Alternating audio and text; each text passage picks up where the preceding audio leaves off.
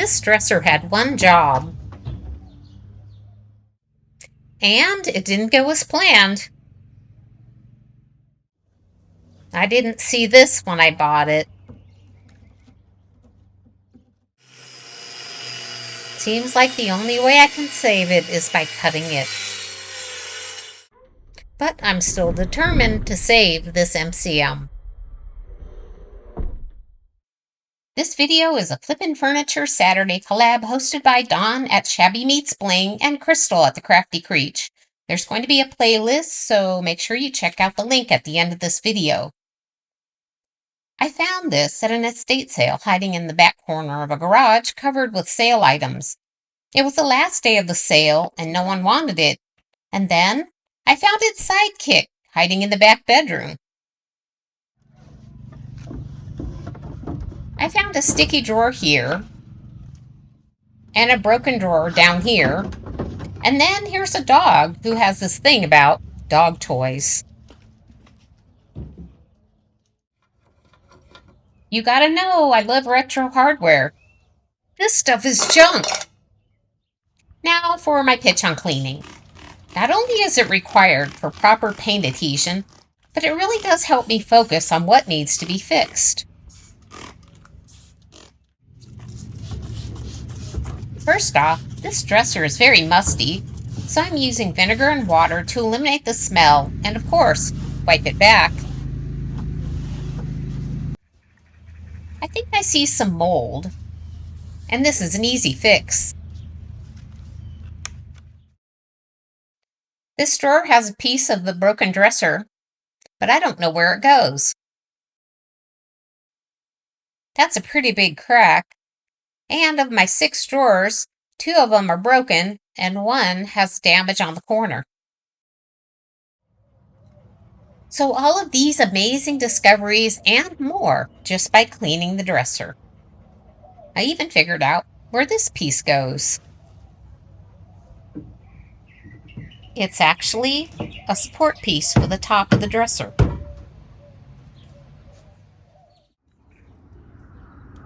No need to complicate things, just use a really good wood glue, force the glue into the crack, and then finally a simple clamp. Easy fix. And don't forget to wipe up the glue. Same thing goes for these drawers. Don't overcomplicate it, just get some good wood glue and never use nails. There's really only one way to fix water-damaged wood, especially particle board. You gotta cut it out and replace it.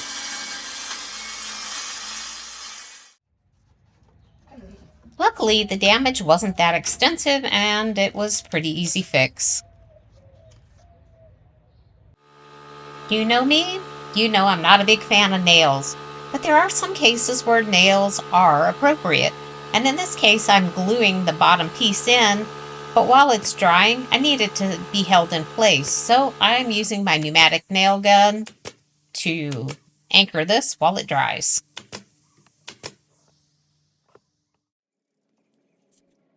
Tell you how much I love PC Woody.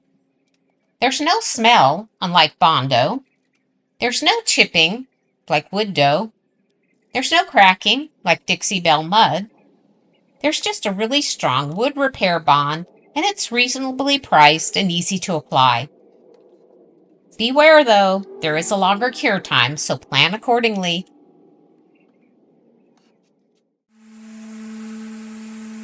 My sander can kick some major booty, but this surface isn't sanding friendly. So I decided to use a stripper to remove the top layer, and I'm going to pay for that later.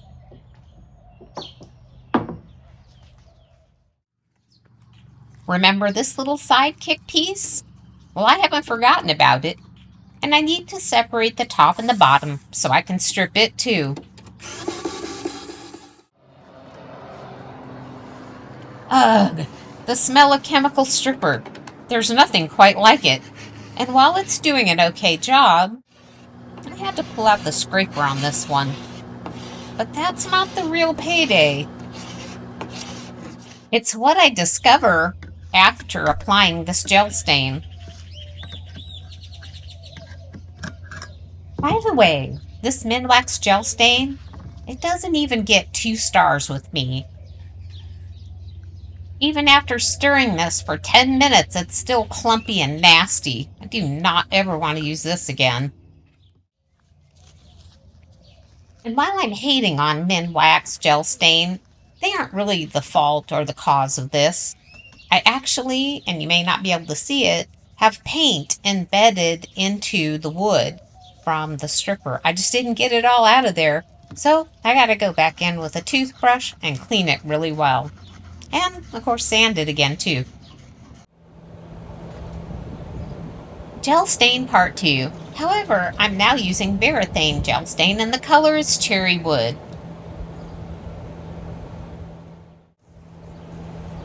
And as you can see here, the color is richer, and it has more of a complete fill on it versus the Minwax, which was very thin. And I didn't have to mix it much at all. Definite improvement.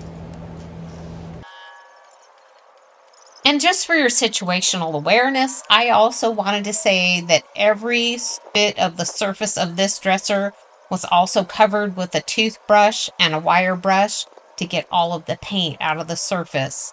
So, yeah, I paid for it. Anyway, enjoy the color being laid down, because I think that this was so much better than the Minwax. Got hardware holes? My recommendation is to fill them with dowels. So I'm gluing these in, and of course they'll need a little coaxing with the hammer. After sanding the dowels flush with the surface, I always go back over with a wood filler. This time I used PC Woody, and it was a total game changer.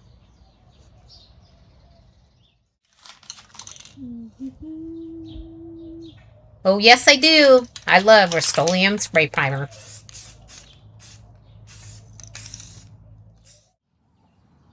I'm using Behr paint, and the colors are Carbon Copy and Cracked Pepper.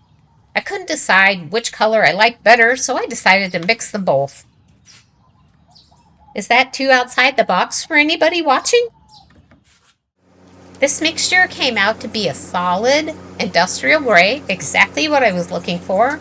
And now to unwrap the top, so I could apply a top coat to the whole thing. I purposely left the base intact while I made the repairs and painted, and now it's time for a new look. I'm adding these modern looking legs that I purchased on Amazon to both the main dresser and the bedside table.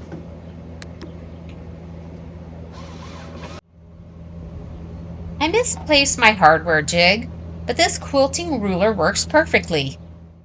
Installing the hardware is always my favorite part, because this means that it's the last step before the final reveal.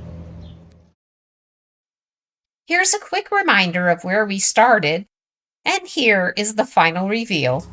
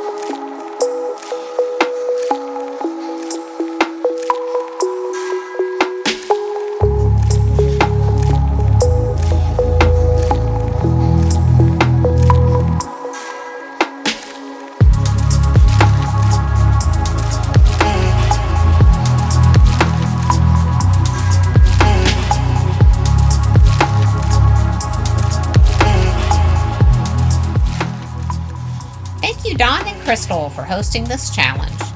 As a reminder, please check out the playlist. And as always, thanks for watching.